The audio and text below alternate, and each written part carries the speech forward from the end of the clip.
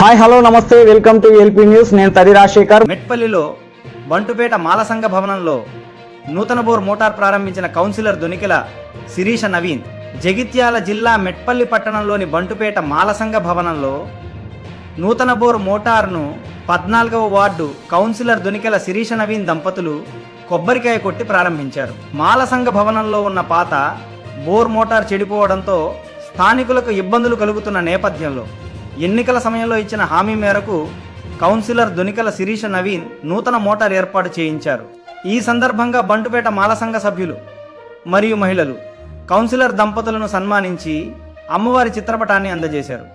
కార్యక్రమంలో సంఘం అధ్యక్షుడు బిట్లుగు కార్తీక్, కారం నరేష్, గుమ్మడి విక్రమ్, కంబ అశోక్, కంబ నాగరాజు, బొలుమల్ల సుమన్, కారం కిషోర్, బొల్లుమల కిరణ్ రాజేందర్, మహిళా సంఘ సభ్యులు దొంగేరి విజయ, పొట్ట లలిత, కారం రజని, లక్ష్మి, రాసమల్ల రాజమణి, బొలుమల్ల దివ్య, కారం అనిల్ తదితరులు పాల్గొన్నారు.